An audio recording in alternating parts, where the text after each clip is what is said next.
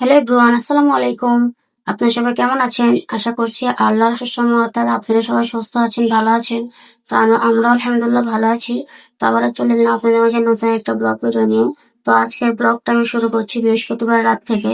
তো বৃহস্পতিবার রাতে খাওয়া দাওয়া শেষ করে হঠাৎ করেই কিছু একটা খেতে ইচ্ছা করছিল। তো ভাবলাম কি খাওয়া যায়, তারপর হঠাৎ করে মন চাইলো একটু চিকেন ফ্রাই করে খাই। তো আমি আজকে একদম বাবুর্চিদের স্টাইলে একদম চিকেন ফ্রাই তৈরি করবো। তো আমি আজকে ফার্স্ট টাইম চিকেন ফ্রাইটা তৈরি করছি। এমনিতে চিকেন শুধু ভেজে খাওয়া হয়, কিন্তু এভাবে কখনো ফ্রাই করে খাওয়া হয় না। তো ঘরে অল্প একটু টোস্ট ছিল, তো সেটাই আমি ব্লেন্ডারে গুঁড়ো করে নিয়েছি। নিয়ে এখানে আমি মাংসটা রেগুলার কাট করে রেখে দিয়েছিলাম ফ্রিজে, তো সেখান থেকে এক পোটলা নামিয়ে আমি এখানে এখন মাংসটা সব ধরনের মশলা দিয়ে ম্যারিনেট করে নিয়েছি। তো নিয়ে এই তো আমি বিস্কুটের গুঁড়া দিয়ে তারপর ডিম দিয়ে একদম মেখে নিয়েছিলাম। তারপরে বিস্কুটের গুঁড়ার মধ্যে কোট করে আমি একদম ডিপ ফ্রাই করে ভেজে নিয়েছি। তো মাংসগুলো একদম সুন্দর করে লাল লাল করে ভেজে নিয়েছি। আর এখানে তো আমি এভাবে দিয়ে তারপরে ঢাকনা দিয়ে চালটা একটু কমিয়ে রেখে দিয়েছিলাম। আর একদম ভিতর থেকে সুন্দর একদম একদম পারফেক্ট ভাবে হয়ে গিয়েছিল। তো আলহামদুলিল্লাহ খেতে খুবই মজা হয়েছিল। আর আমার মেয়ে খুব মজা করে খেয়ে নিয়েছিলাম রাতে এটা। তো এখানে এই তো ভাজাগুলো আস্তে আস্তে আমি কম করে জাল দিয়ে ভেজে নিচ্ছি, যাতে ভিতর পর্যন্ত একদম মাংসগুলো সিদ্ধ হয়ে যায়। যেহেতু কাঁচা মাংস আমি আগে থেকে সিদ্ধ করে নিইনি। তো আমি যেভাবেই রান্না করি আপনাদের সেভাবে আমি শেয়ার করছি। আমি কোনো রেসিপি শেখাচ্ছি না আপনাদের। সেজন্য আমি যেভাবে রান্না করি সাধারণত আপনাদের মাঝে সেটাই শেয়ার করি। আশা করছি আপনাদের ভালো লাগবে। তো এখানে তো আমার সবগুলো ফ্রাই করা হয়ে গিয়েছে। তো এই দেখুন ভেতরটা কি সুন্দর একদম সফট আছে।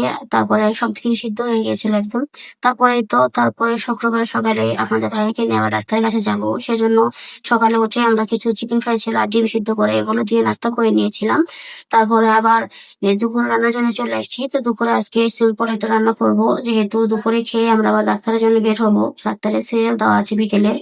তো সেজন্য আমরা তাড়াতাড়ি করে রান্নাটা করে নিচ্ছি। তো এখানে তো আমি রোস্ট করার জন্য দেশি মুরগি অর্ধেক ছিল, সেগুলো আমি ভেজে নিয়েছি। নিয়ে আমি আর গ্যাসের তো এত সমস্যা যে রান্না করাই যায় না। এমনিতে দিন তো তাড়াতাড়ি করে রান্না করতে হয় না, আস্তে করে রান্না করি। সেজন্য আমি চুলাতেই ভাতটা রান্না করি। আর যেহেতু পোলাওটা রান্না করবো, তো এই গ্যাসে পোলাওটা রান্না করলে পোলাওটা ভালো হবে না, সবগুলো চাল একসাথে ফুটবে না।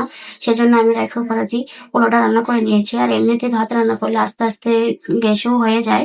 তো আমি পোলাওটা সেজন্য রাইস কুকার রান্না করে নিয়েছি। আর এখানে আমি মুরগির রোস্টটা আমি চুলাতে রান্না করে নিচ্ছি, অল্প আঁচে রান্না করে নিয়েছি। তো এখানে তো আমার রোস্ট আর পোলাওটা রান্না করা হয়ে গেছে। তো আলহামদুলিল্লাহ দুপুর আমরা ওগুলো দিয়ে খেয়ে নিয়েছিলাম। খেয়ে তারপরে বিকেলে তো আমরা আবার একটু ডাক্তারের কাছে গিয়েছিলাম, আপনাদের ভাইয়ার একটু কিছু টেস্ট করার ছিল, তো সেগুলো করে নিয়েছিলাম।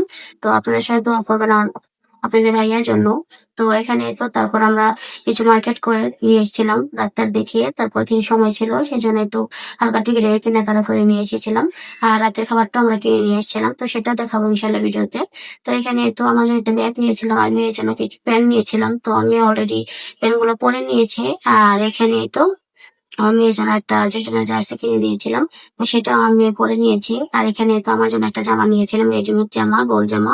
আর এখানে তো জানি না আপনাদেরকে কতটুকু কি দেখাতে পারছি, অবশ্যই দেখে আপনারা ভিডিওতে দেখে বুঝে নেবেন, যেহেতু একা হাতে ভিডিও করছি। আর এটা দেখাচ্ছে আপনাদের। তো এখানে তো আমি তারপরে এই ভিডিও গুলো করে নিয়েছিলাম একলাই।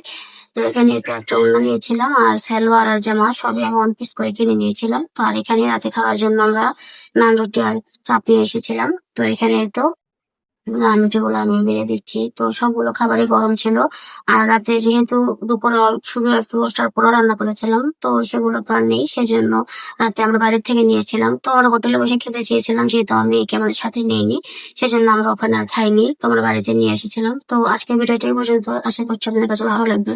সবাই সুস্থ থাকবেন, ভালো থাকবেন, আমাদের জন্য দোয়া করবেন। আল্লাহ হাফেজ।